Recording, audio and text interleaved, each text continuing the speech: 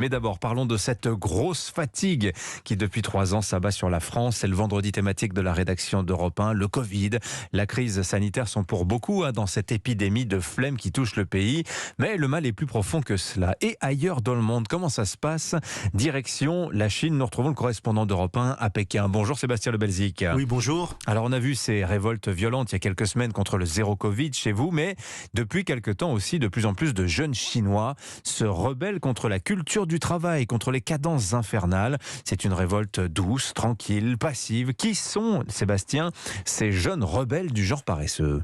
Eh bien, on les appelle tangping en Chine, c'est-à-dire des gens qui restent allongés. C'est un peu une blague en fait. C'est une façon de marquer son opposition à la société de consommation, mais aussi à la culture du travail. Ici, une réaction en fait à un phénomène récent que l'on appelle en Chine le 9-9-6, ce qui veut dire travailler de 9h du matin à 9h du soir, 6 jours sur 7, ce qui n'est pas du tout dans les habitudes de Chu Tian. Elle a 25 ans, elle est un peu artiste, un peu musicienne. Elle fait des petits boulots payés à la pièce et ça lui va très bien comme ça. Écoutez son témoignage. Sur les réseaux sociaux, les gens disent de nous que nous sommes des jeunes allongés, des tangping.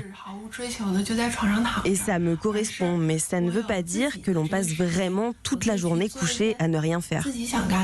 Car pour ces jeunes, ce qui compte, c'est d'abord d'être libre et pas forcément d'être riche. C'est un véritable changement de mentalité pour cette jeunesse chinoise. Et Sébastien, comment ces jeunes tangping sont-ils vus du reste de la société? Oui, la plupart des actifs, bien sûr, et surtout les personnes âgées qui ont travaillé si dur quand la Chine était si pauvre, eh bien, critiquent ces jeunes. Ils les voient comme des gens paresseux.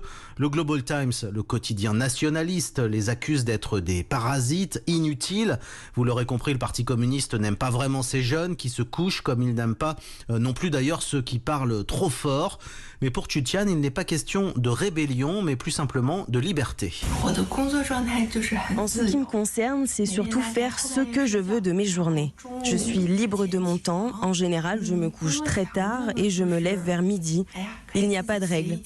Si je suis motivée, alors je vais travailler un peu plus, mais si je suis fatiguée, alors je ne fais rien.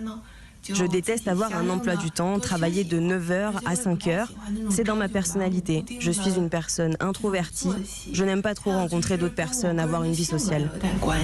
Alors ce phénomène tangping déplaît au gouvernement. Sébastien, vous nous l'avez dit, sur Internet, le phénomène est même censuré. Oui, et le hashtag tangping est maintenant censuré sur les plateformes et sur les réseaux sociaux. Mais il y a pas mal de nouvelles modes qui émergent ici, comme moyu, qui signifie en fait attraper le poisson, ce qui veut dire, c'est pas facile à traduire, en faire le moins possible. On discute ainsi sur les réseaux sociaux du meilleur moyen de se cacher de son patron, de toucher son salaire sans rien faire. Moyu, c'est un peu comme tangping, en fait, ça veut dire glander, et ça casse, vous l'aurez compris, le cliché d'une Chine travailleuse. L'usine du monde a vraiment bien changé. Le reportage, la correspondance de Sébastien Lebelzik, le correspondant d'Europe 1 à Pékin. Merci Sébastien.